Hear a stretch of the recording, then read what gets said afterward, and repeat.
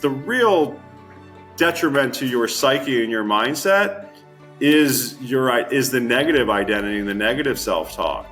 I hate being someone who doesn't do what I say I do. And the only way to fix that is to do it. So actions change beliefs.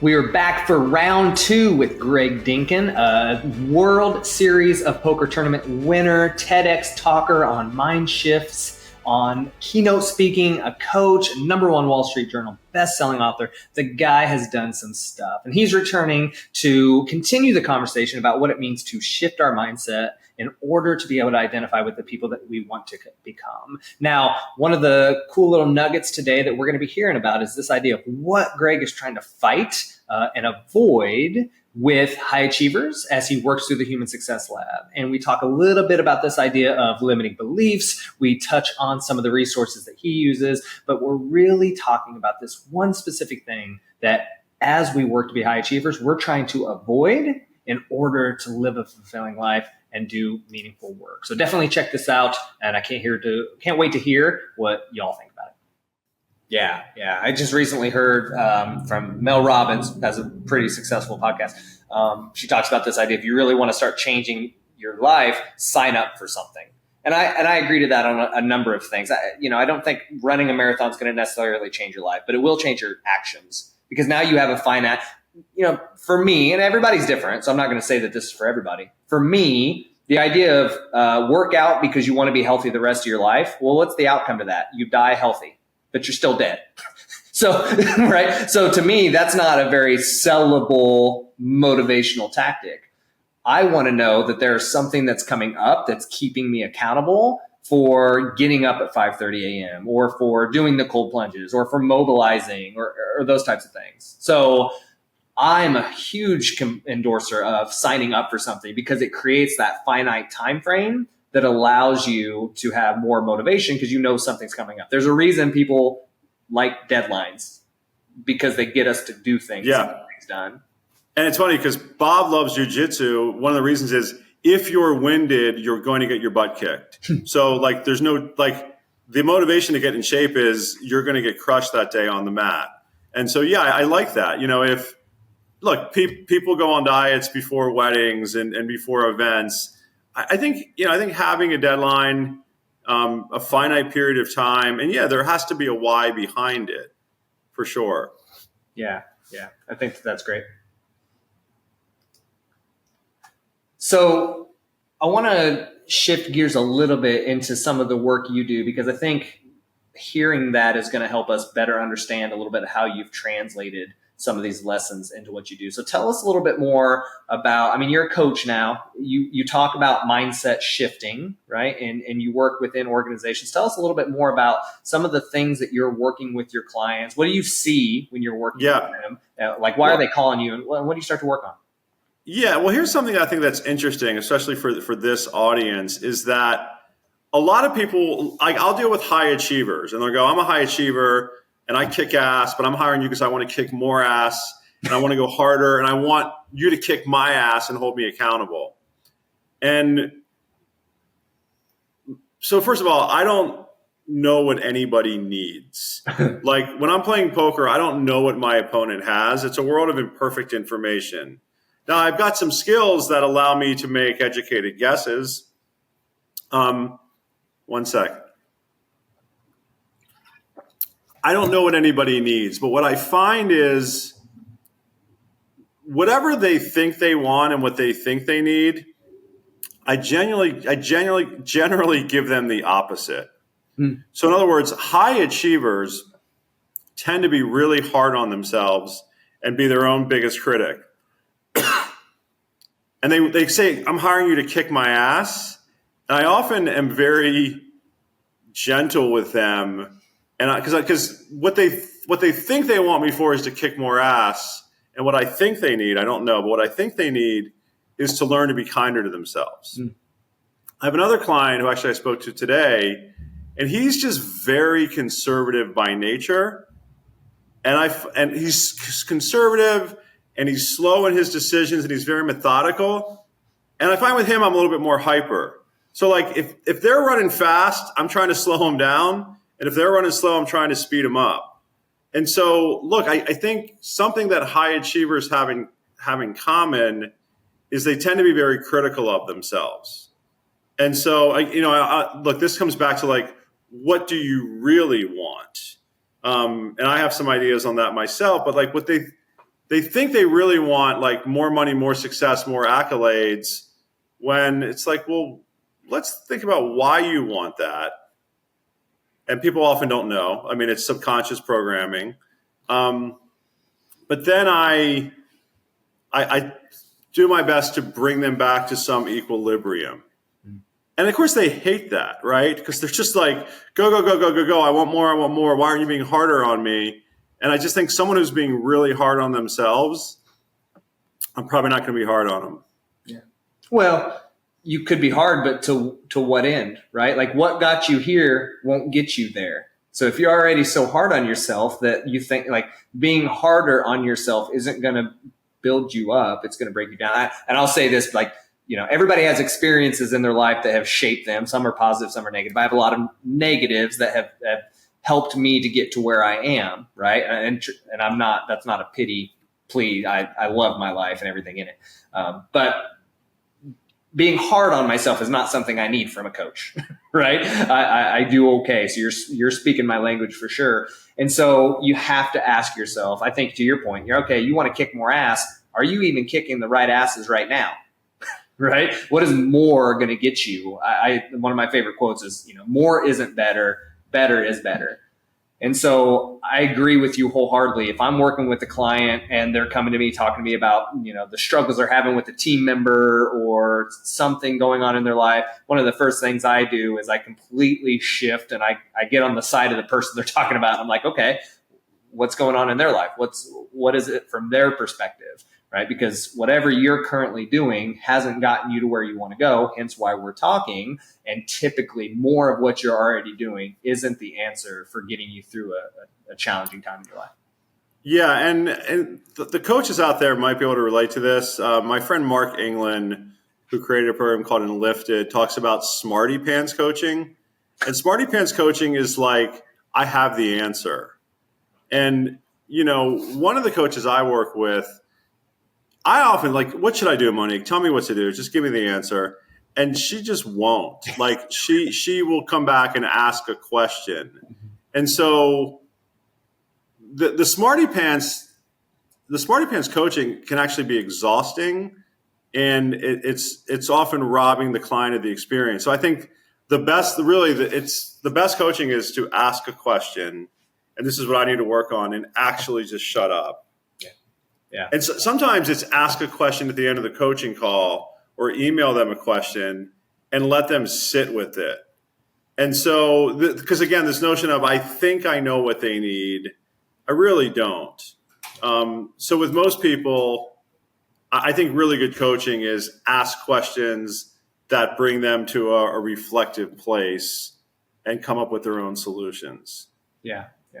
I love coaching. I think the world needs more of it. I also recognize that not everybody is a coach, and that's okay too. We can't all be everything all at once. I couldn't agree with you more that coaching is about asking great questions. In fact, sometimes it can be infuriating because you go to a coach immediately wanting answers, right? By the way, that's a consultant. A consultant gives you answers on processes and skills and procedures, right? A coach helps you ask better questions. So I try to tell my clients right off the get-go, I'm not going to give you answers. But if I can help you ask better questions, then you're going to find the answers that you already have. If you're giving answers as a coach, you're being lazy. And I have empathy for you because it's scary. You want to provide your clients with solutions because you want them to pay you because that's how you make money to survive. So I get it, but it's lazy coaching because if you're giving them an answer, then they're just going to take that answer and run with it. They're not going to do the deep work necessary to figure out what's truly motivational to them. Now, can you help them with direction? Sure, right? That's a part of your goal is to direct them and guide them, but you're not giving them answers. That's just not what coaching is about. Yeah, I think you'll like this analogy, Woody. What a guy told me years ago, very wise person, he said, especially with wealthy clients, a lot of them don't really want to do the internal work, and they're going to want you to do their bidding for them. And so the analogy was, if you're a baseball coach, he goes, are you the one fielding grounders? Are you catching fly balls? Are you bunting and hitting? And I said, no. He's like, they have to do the work. And then another coach, friend of mine, said, well, what if you were allowed to? Like, the baseball coach isn't allowed to go out on the field, but what if you were allowed to? And so, especially like one of my strengths is that I can write really good first drafts quickly. So like my client will come to me and say, I need to get an email out to this person, or I need to, like, for him, that could be 4 hours of ruminating and 2 hours on a rough draft that I can do in 7 minutes.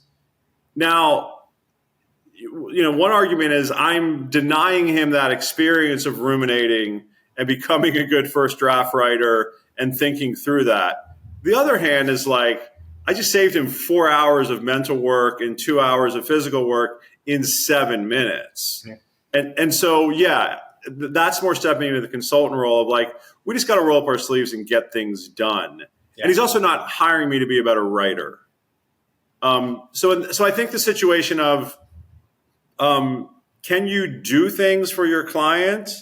And the answer to that is like every, answer in poker is, it depends. Every answer in life, by the way. Yeah. But I think for the most part, when it comes to the larger questions in life, we have to just ask questions and let people reflect. Yeah, absolutely. Yeah, I think you bring up a really great point. I think how this applies is when my listeners, if you're a high achiever out there, you're looking for these in a coach and a consultant. If you're a coach out there that's listening, then this is things that you need to keep in mind. But if the coach could be the athlete, the coach would be the athlete. They would go out and they would do the work. So there's something within that person that gives them the ability to do it better, right? And in athletics terms, it's they're faster, they're stronger, they're whatever, right? The coach is too old, right? Physically, that's a piece of it.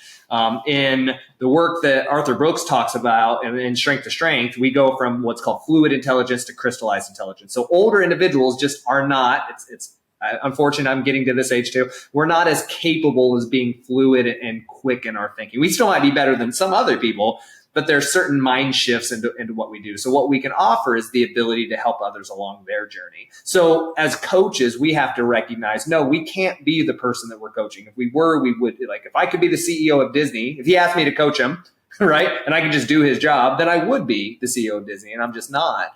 And so we have to recognize within them that they have strengths and abilities that we don't, and that's okay. But to your point, there's also things that we can do as a coach to help them along the journey. Hey, can I go grab the athlete's bat so they don't have to walk over there and do it so they can focus on their job? Absolutely. Can I, pick up snacks on the way to the build? Like, yeah, there are things that I can do to help facilitate it, right? If they're not good at doing something and I can quickly do it for them, for sure. But to your point, that's getting more into the, like, why are they hiring me? And is it to be more of a consultant versus a coach, right? I do want to touch on something you said about maybe we can shift your mindset. Is there's some belief system, like you said Brooks, or you quoted some author? Arthur Brooks, yeah. He's the author of Strength to Strength. Okay. So, as we get older, cognitive ability or quick twitch muscles or crystal, what you called it, it slows down. Crystallized intelligence versus fluid intelligence, which, by the way, his work. So, yeah, I can't speak too much. But so this is just one human being, Brooks, has a belief system. And I'm an author, so I don't give authors too much credit. I'm just a guy with a point of view, right? So this guy, Brooks, who I'm sure is very well credentialed, and he puts his belief system out to the world, I'm sure very eloquently in this book, and he's got a great publisher and all this stuff, and says, as you get older, fluid thinking will slow down. Mm-hmm. So we adopt that belief system. So yesterday I was watching a podcast with Paul Saladino, who's the carnivore MD, health guy, and Patrick Bet-David. And Patrick asked him a question, and he said, well, Patrick's 46. And he said, is this because I'm getting older? And Paul was really adamant. He goes, like, stop. He's like, forget that. He's like, the belief system of, I'm experiencing this health consequence or this health because I'm getting older. Mm-hmm. He's like, stop that. He goes, something is happening from your physiology. Like, we don't just, it's like it's sleep or it's nutrition or it's movement or it's something. To have this belief system of I'm slowing down because I'm getting older, like that belief system, like I don't want to believe that. Like I want to believe that I'm as sharp mentally and fluid as I was. Now, so I just think the world is putting a lot of belief systems and mindsets on you. And I would just be very careful to adopt your own. And it's not easy, but I mean, Saladino just wouldn't accept that. Like he's not in his belief system, like your age is not the reason it's happening. Yeah. No, I love that. I think there's a couple points to that, and I don't want to get too much into the nuance here because like we're talking about, Arthur Brooks, his book, his beliefs, those types of things. There's also science behind it because he does study neurology and social psychology. So there's the research-based aspect to it, the neurology behind it, right? And you brought up a really good point earlier. It's really important for us to understand, I think, where those limiting beliefs come from so that we can change them. Peter Attia, very, very well-known doctor, he wrote the book Outlive, talks about this idea of, there are going to be, you can't out-believe sarcopenia. Right? Like you can't just be like, my muscles won't waste away because I'm getting older, right? There's a scientific physiological aspect to it. But to your point, if all you do is believe, oh, that's just a part of getting older. I hear it all the time, right? Oh, you'll know when you get older. Oh, wait till you're older, like me, those types of things, right? If you allow that to happen, then it doesn't really matter whether or not there's a physiological component to it because you already have accepted that getting older causes mental decline, physiological decline, things like that. So I think it's really important, to your point, to recognize the difference between I'm limiting myself because I believe it versus the physiological. Like I tell people, my background is in health and fitness and kinesiology. So I have a lot of, knowledge, research based behind that. Like as you get older, your recovery process slows down. There's just scientific evidence to support that.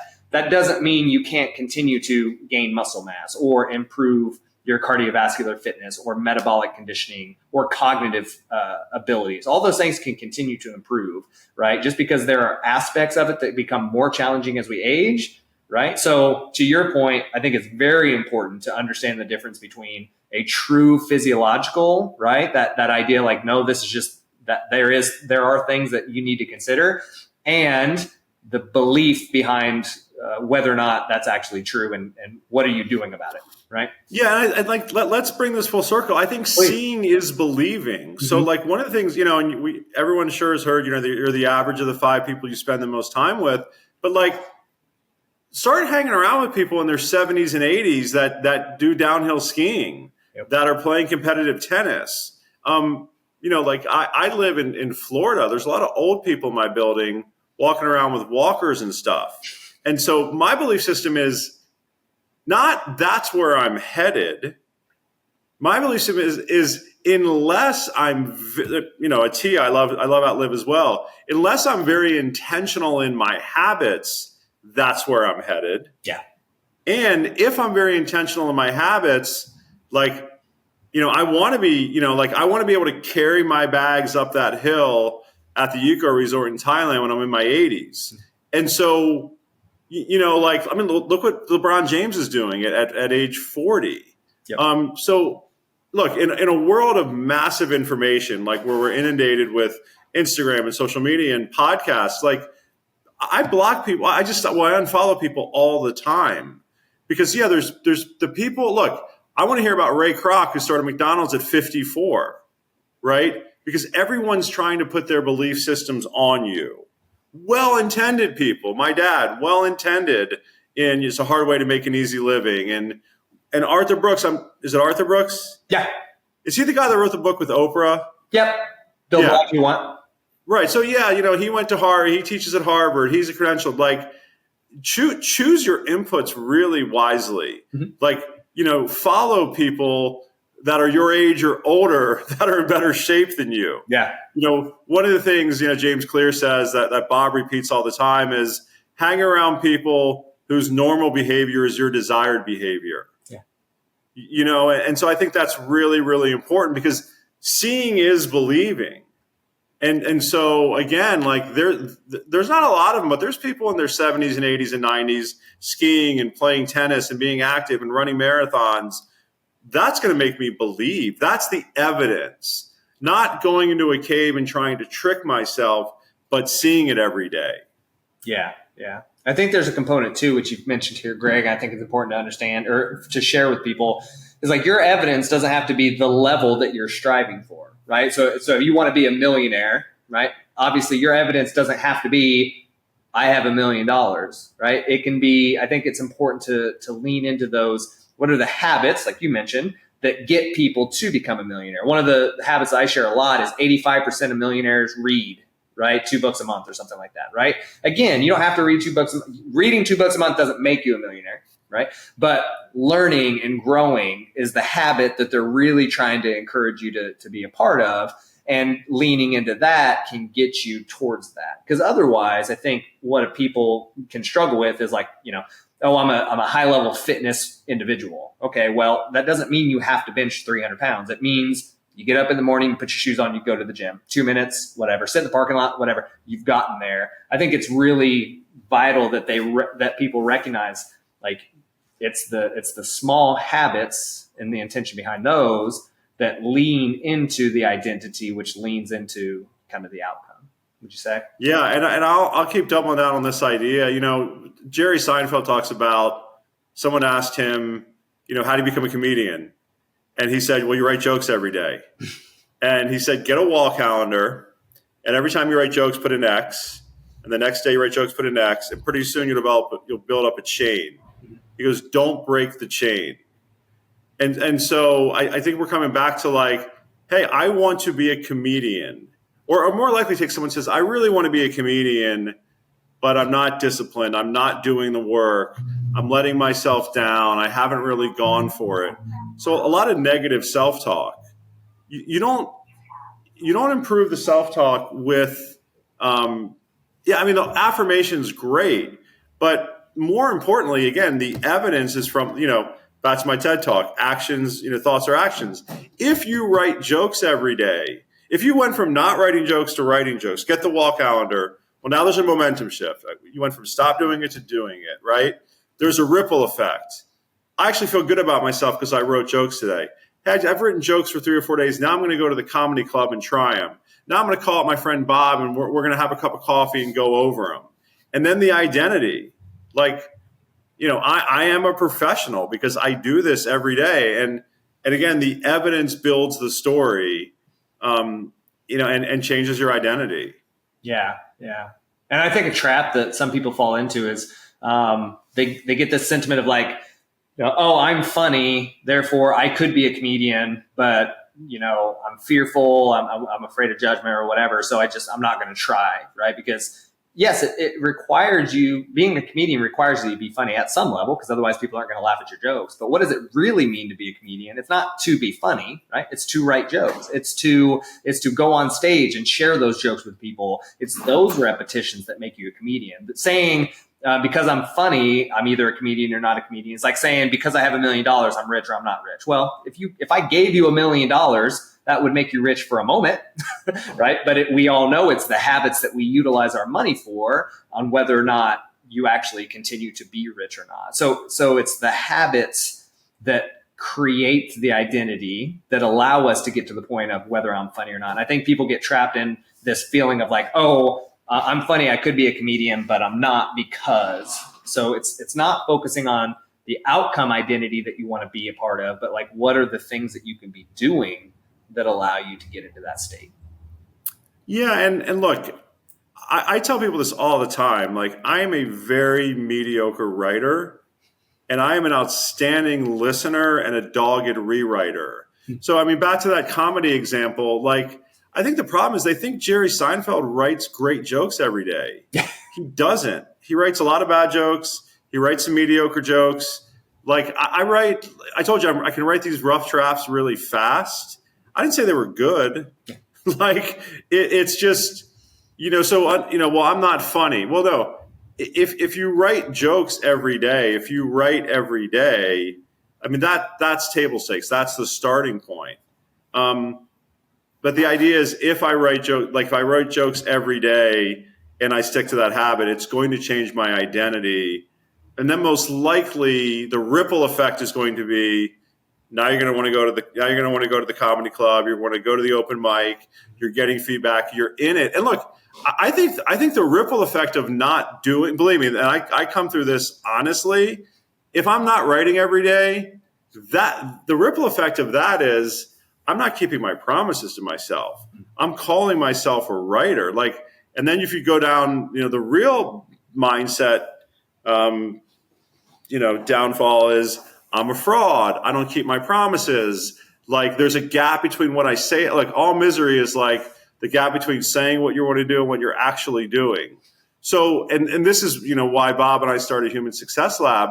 We're fighting regret. I mean, I think the downside of not doing your daily habits or not doing the important work, whether, whatever you want to call it, whether it's painting for 15 minutes a day or writing jokes or writing your book or practicing jujitsu, whatever it is, hey, I've always wanted to play the piano.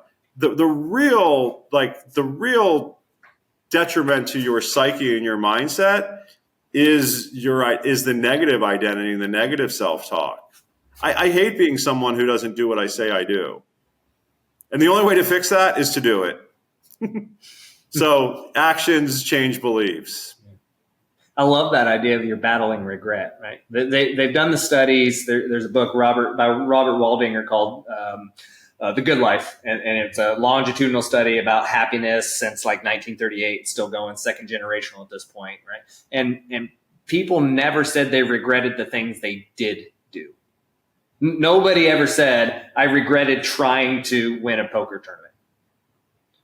They would say, I regretted never trying to win a poker tournament. Right? We regret the things that we don't attempt to do, unless obviously a decision turned into some catastrophic event, but very rare that the risk is that bad. But we regret the things that we don't try more than the attempts that we make. Yeah, and I also think the things I agree that we don't try and also we don't follow through on. Yeah. Because again, one of my biggest regrets growing up, like my dream was to be a professional basketball player. My regret wasn't that I tried and failed. My regret is I didn't try. I mean, I didn't put in the work. Like, I didn't scratch and claw and show up at the New York Knicks practice and make them throw me out. Like, again, if you have that dream of being a comedian, like, you will pay a price by not going after it. Like, and again, the formula is easy. Get a wall calendar, write jokes every day, put an X, don't break the chain. That's it. Yeah. It's phenomenal.